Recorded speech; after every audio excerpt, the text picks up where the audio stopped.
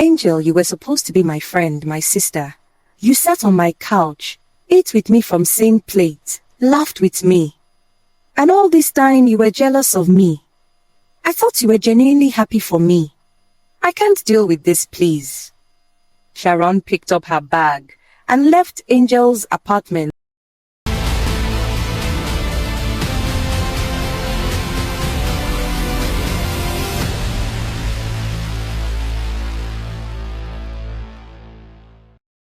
At 28, Sharon had built herself into the kind of woman people talked about in half admiration, half disbelief.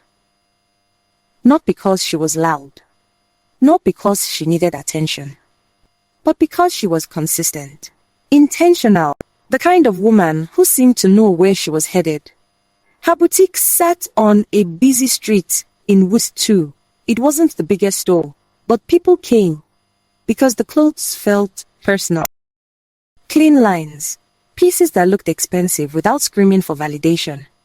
Women walked in unsure and left looking at themselves differently. That was Sharon's real gift. It wasn't only fashion. It was how she made people feel seen. The boutique had started small, just as an online business. Success had changed her life, but it hadn't made her arrogant. If anything, it had made her softer in places she tried hard to hide. She paid her staff on time, even when there wasn't much sales. She always leaves her apartment in Jabi to her boutique very early in the morning, just so she could beat traffic. Her mornings belonged to routine. A quick shower, light makeup, simple perfume, coffee if she remembered, a glance at the mirror. And most mornings, before she locked her door, she checked her phone. There was usually a message from Tunde. He had a way of texting that made ordinary words felt warm. Tunde loved her in a way that didn't make noise about itself. He was not the kind of man who needed to dominate every room to prove he is the man. He worked in project consulting, was very calm and listened more than he spoke. He is kind. He always let her be herself, whatever that makes her happy. He never acted threatened by her ambition, never joked about her success. Sharon also had a best friend whose name was Angel.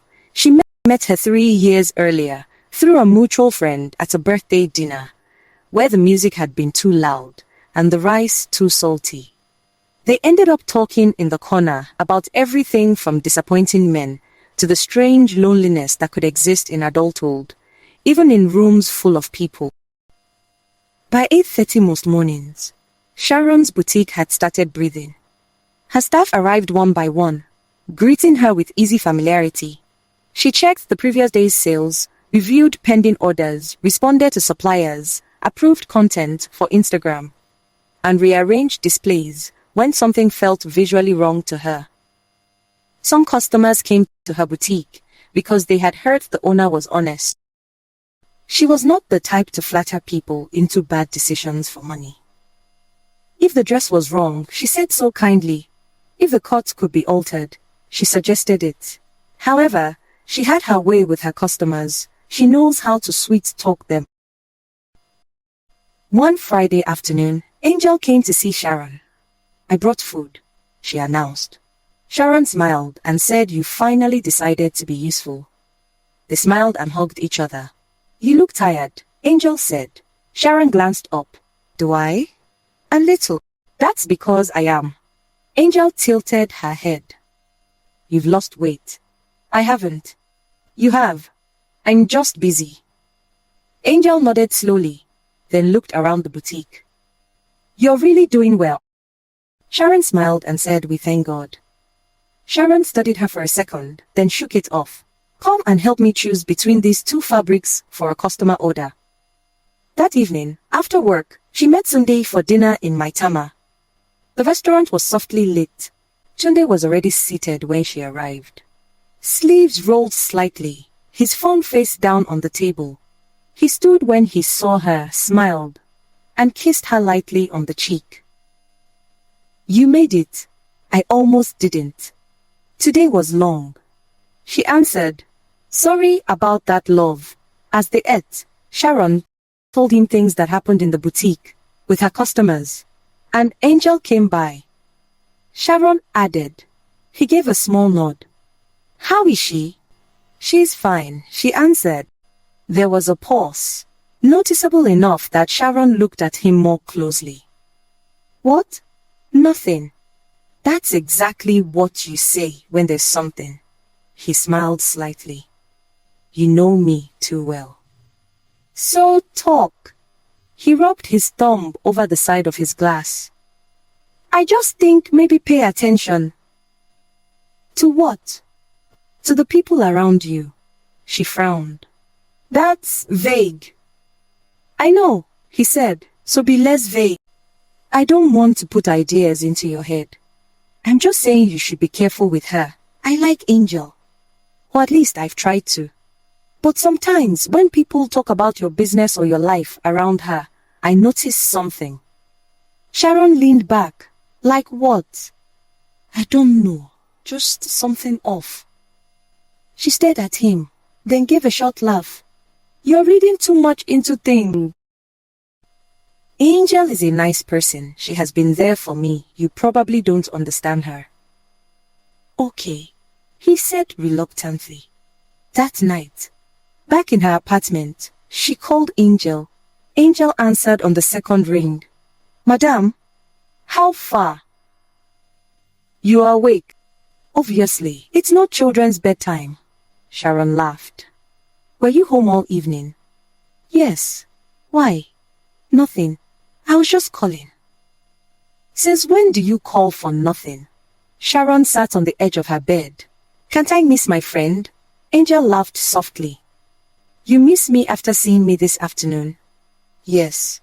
Sharon smiled into the quiet room. Okay, maybe small.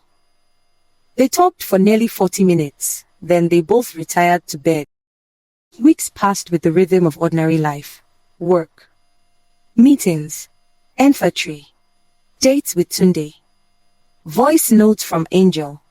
Missed calls returned later. One Sunday afternoon, Tunde came over with Suya and they sat on her balcony, while the city softened into evening. He told her about a client issue at work. She complained about tailoring delays. Then he said, I'm proud of you, you know. Sharon turned to look at him. For what? For the way you've built your life. She held his gaze for a second, then looked away. That sounds serious. It is. Why are you saying it like goodbye speech? He laughed. Can't I appreciate my girlfriend again? She smiled. You can. Angel, too, had moments that felt real and generous. She once spent nearly 5 hours at the boutique helping Sharon sort through a delayed shipment, pulling clothes from boxes, checking invoices, folding stock. They ordered food and sat on the floor in the back office, eating from takeaway packs. They did stuffs together, hanged out together. People admired their friendship. The truth is, most friendships do not collapse in a single moment. They erode while still appearing intact. One person keeps loving. The other keeps comparing. One person remains open. Angel's life, from the outside, looked decent enough. She lived alone in a modest apartment in Gwarimpa. Took freelance social media jobs that came irregularly. Had taste, had charm, had the kind of beauty that made people look twice. But beneath the surface of her everyday life was a private exhaustion she rarely spoke about.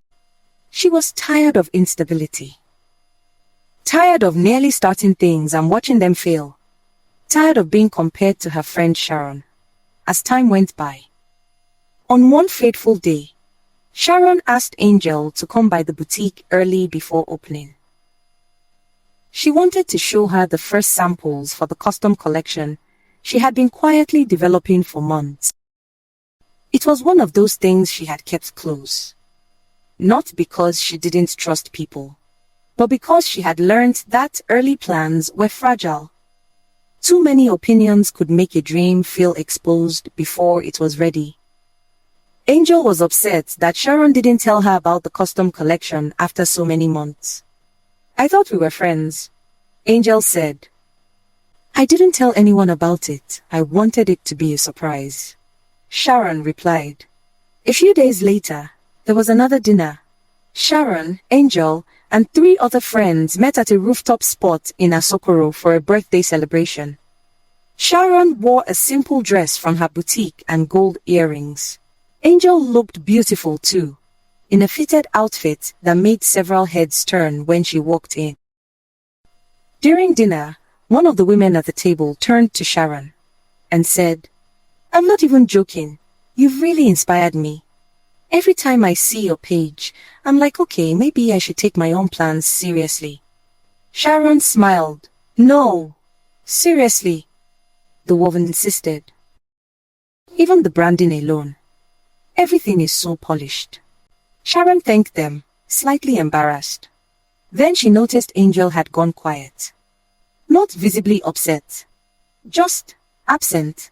Angel had started being envious of her friend, even without knowing. Sometimes she scrolled through Sharon's page, with bitterness tightening her chest. And some nights, she lay in bed, replaying every reminder that Sharon's life appeared to be moving while hers felt stalled. She hated how ugly she felt inside, but she couldn't help it. Angel had begun asking more specific questions about the boutique than before. Not just casual curiosity. Detailed things like, how much did that fabric supplier charge you again? Which tailor handled this last batch? How are you pricing custom pieces now? Who is doing your content calendar these days? How many orders did you get from that influencer repost? At first Sharon answered automatically. These were not state secrets. Besides, Angel had always been interested in the business. Sharon assumed it was admiration mixed with learning. And part of her liked the idea that maybe Angel was finally preparing to build something for herself. One evening, while they sat in Sharon's living room with the series playing in the background, Angel asked to see the sketchbook where Sharon loosely stored design ideas. Angel tried, in the beginning, to make herself act right, to clap sincerely, to be present without comparison, to be the kind of friend Sharon believed she was. One afternoon, after a frustrating call with a client who wanted full social media strategy for a price that was basically insult packaged as negotiation, Angel opened her laptop and created a folder. She started collecting screenshots. Not directly from Sharon's boutique page at first. That felt too obvious, too dirty even for her. Instead, she saved inspiration from international brands, local designers, Pinterest boards. But gradually, she added screenshots of Sharon's design notes she had snapped when Sharon left the room. Boutique posts, fabric combinations. She told herself that she was talented too. She understood branding better than Sharon. She could take the ideas in a more elevated direction. This was not theft, not really. It was reinterpretation. Everybody borrowed. Everybody watched what worked.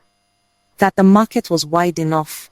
Sharon would be fine, Angel convinced herself. Meanwhile, Tunde on the other hand was there for Sharon. Both on the good and bad days. He was always showing up whenever she needed him. They were both what we call the perfect couple. Always there for each other. Few weeks later, Sharon got a huge deal. She called Angel and told her about it, and also that she needed her help with the whole project, cause it was a lot.